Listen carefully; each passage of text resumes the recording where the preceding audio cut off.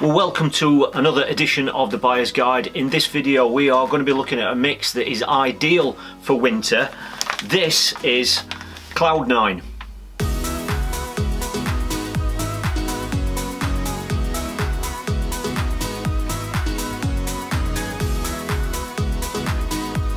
As the name suggests, it is designed to create a cloud, and that's something we're going to be looking at when we mix this up and put it into the tank. The idea is that the cloud is intended to draw fish in, but because the mix is so fine and there's very little feed in here, it basically means that once you have drawn those fish in, you're not actually feeding them. So this is a Willy Worms groundbait mix. It's one that's readily available from their online store and their tackle shop as well. It's got the distinctive Win-Win logo on there. The Cloud 9 is clearly marked on there. We've also got a nice window in the packaging as well, which is showing us how light and fine the actual mix is. I don't know if it's going to stay as white as that. We'll find out when we mix it. It could go a little bit darker, but it's very white. It's a very light coloured mix. There's a little bit of detail on there about the mix itself. These groundbaits actually come in 1.5 kilo bags, so that's something to bear in mind when we have a look at the price a little bit later on. And then we've just got the Willy Worms logo on there as well. If we flip the bag over, we've got another window there in the packaging. We've got some mixing instructions, which I think is great. You know, it's always great, certainly to newcomers to the sport, to give them an idea of the best way of mixing these groundbaits. And we've actually got the shop address on there as well, and the website address, which is willyworms.co.uk on the bag. Now, when I first opened this bag, this has already been open, as you can see, and that's because I've already been out fishing with it. And this is something that I used when I was fishing with a bread feeder on a commercial, and so I'm already quite familiar with this mix as it is. The smell of it is crumb. It is slightly sweet. I wouldn't call it a sweet mix, but there is a little bit of sweetness to it. But the smell, all you can smell there is crumb. It's just like the same smell as brown crumb or white crumb. That's all I can smell there, you know, and that's why it's ideal for winter. Now, this is the sort of mix that people they're using now on canals where they're fishing with bread punch. Now that a lot of the waterways are much clearer, they're fishing with bread punch through the winter time, which is a very common method. Certainly through January, February, March, this is an ideal crumb mix or a punch crumb mix. You can use it on its own, or you can actually mix it with liquidized bread as well to bulk it out and just give it a little bit of an edge. But like I said before, I have actually used this in a bread feeder as well, so you can use this mix on its own, just in a cage feeder, and it's great if you're fishing things like, you know, 2, 3 or 4 discs of bread on a hair rig. So it's a great versatile mix, but like I say, it is really suited to winter. So let's get it mixed up. Now, I'm not going to portion it out. Like I say, it's really fine, as you can see. And I'm going to mix this in 3 different consistencies for you. We're going to have it dry, just to see if any particles come off it, see if it's an active mix. I'm going to dampen it down a little bit, so it's a bit more of a medium type texture, the sort that you might usually have. And I'm also going to over wet it as well. It says it's designed to create a cloud, and that could be ideal for surface fishing as well, if you're fishing for bleak or fish that are up in the water. So that's something we can test in a moment in the tank as well. So there you can see it's really fine and light. So let's get some water in.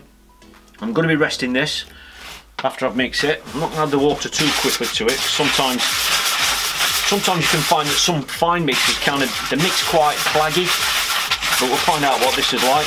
I can really get a strong smell of that crumb smell now. As you can see, it's going a little bit lumpy. I expected that anyway, because that's what happens with mixes like this. We're going to be putting it through a sieve anyway, so just like we normally would do if we was fishing with it. And that's not really taken much water at all. Now, I don't want to add any more to that. As you see how much water I've added to that, that feels as though it really needs a rest already. Okay, as you can see, it's getting a little, not claggy, but there's a few lumps in there, but that's what happens with this sort of a fine mix. But like I said, we are going to be putting it through a sieve. So I've added a bit of water to that now. So what I'm going to do is, just like with every single mix in this series, I'm going to give it exactly 20 minutes. Now, normally I would give it longer than that. If I wanted it quite inert, I'd probably mix it the night before, or at the very least, I would mix it as soon as I got to my peg. So usually this would have about an hour to rest at least before I actually fish with it. But I've got to keep the benchmark the same for every mix, so I'm going to come back to this in exactly 20 minutes. Well, that's been exactly 20 minutes now. I have had to add a little bit of extra water to it, but it's amazing how little this has actually taken to get it to this sort of consistency. So what I'm going to do now is I'm going to put it through a sieve, just like we always do. I'll just pop it into a bait box, and then I can put this straight on the sieve. This is a 3mm mesh sieve that I'm using. Alright, I'm just going to pop it in the middle because there's a little bit of lean around the edges of this particular sieve, and I don't want that mixing in. Let's pop that through. Just going to push it through. I don't think this is going to leave anything actually on the sieve itself because it's such a fine mix. There aren't any particles in here that are bigger than 3mm. There we go, that's gone through fine. Beautiful, that's a lovely light fluffy mix now. Gather it's going to bind okay. Doesn't bind brilliant, I'll be honest with you. And it is quite dry, that. So it doesn't bind fantastic. But I dare say with some more water to it, it will actually bind. But that is a consistency. That is what I would say that's mixed on the dry side now. So what I'm going to do is I'm going to portion part of it off. So I'm going to keep some dry. We can test that in the tank.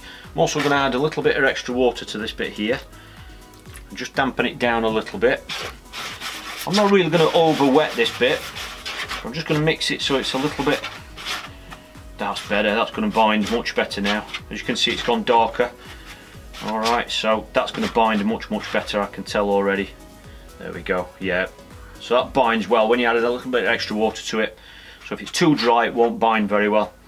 And then what I'm also going to do is just here, I'm going to add some extra water and turn it into or try and turn it into a slop so that you can see how that is going to react in the tank as well. It does say it's designed to create a cloud. That's the whole idea behind this mix. So it's going to be interesting to see how it, you know, how it actually clouds up actually in the water. You could probably hear that. Okay, that's how wet that is. So we've got 3 different consistencies there. So I'm going to try these in the tank now. I've got a cage feeder. I'm just going to try it with these 2. The dry one and the medium one in the cage feeder, so we can see how that performs in underwater, and we'll drop the slop in as well to see how that reacts. So as you can see, there's 3 different consistencies there, which probably are going to cover every eventuality that you probably want to cover with a mix like this. So let's get the cage feeder and let's get this filled up with, we'll go with the dry mix first. That's really dry, and because this is a cage feeder that's got a really fine mesh in it, I'm just going to show you this because lots of people ask about this sort of thing. Because it's a real fine mesh and a fine ground bait, watch what happens when I squeeze it too tight. You can see the ground bait coming out between the holes in the cage. Alright, and that's what happens, that's why we do carry different feeders. But I'm going to put that in, I'm not going to pack it in too tight, just to a medium consistency, the consistency that I've always said that you know you could cast this feeder 40 to 50 metres, no problem. Alright, there we go. And we'll drop that one in first. There we go. And look at that, it's almost exploded from the feeder. There's not much of a cloud as such there, but you can see how quick that's breaking down. This is the one that's mixed on the dry side, so this is, you know, much drier than I would normally have it. However, if I was fishing in shallow water and I wanted a quick impact, you know, like on a commercial, you just wanted to draw a fish in, then that's how I'd have it, really nice and dry. And you can see it's not really breaking down really quickly, which is interesting. You know, the water can obviously get to this ground bait really quickly because of the nature of that feeder, but it's just kind of melting away from the feeder, and there's quite a bit of a spread as well, but there are bubbles and things coming off it, but that's usually what you get with this sort of a dry mix. So that's interesting to see. So let's see what happens when I lift the feeder out to see if it kicks up more of that cloud. Oh yeah, look at that. Woohoo!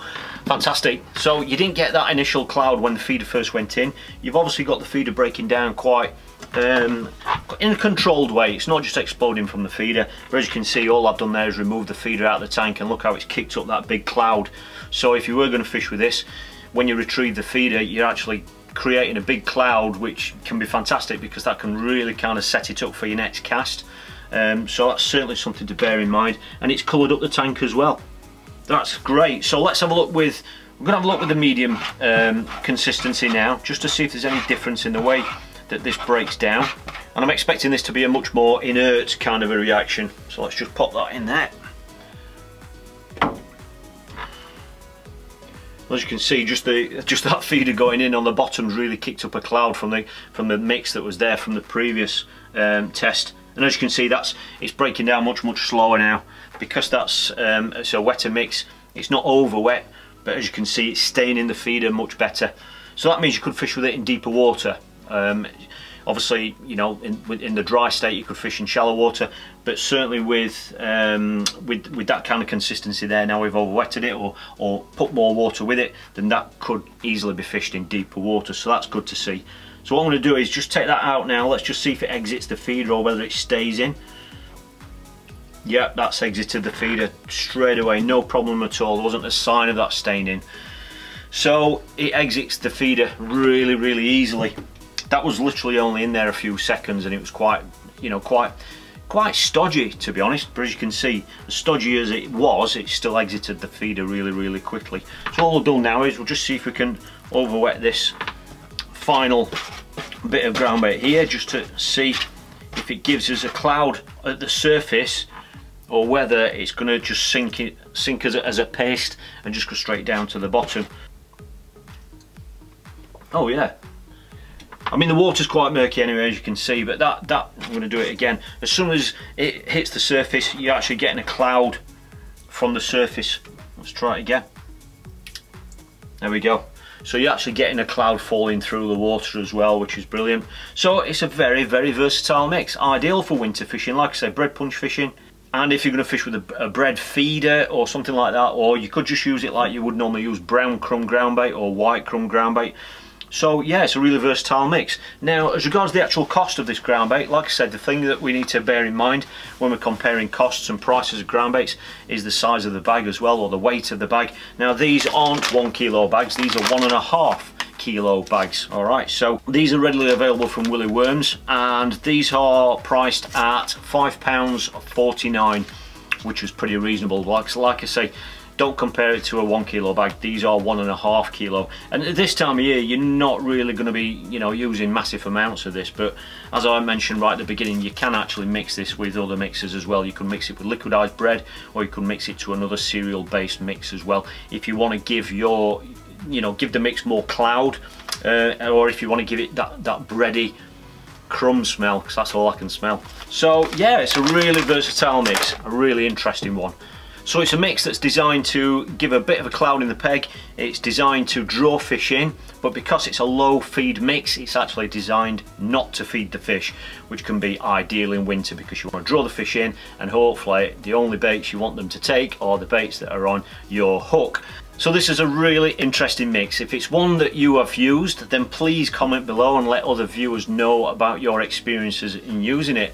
Hope you've enjoyed this edition of the Buyer's Guide. Thanks for watching. Don't forget to hit subscribe, and I look forward to seeing you next time.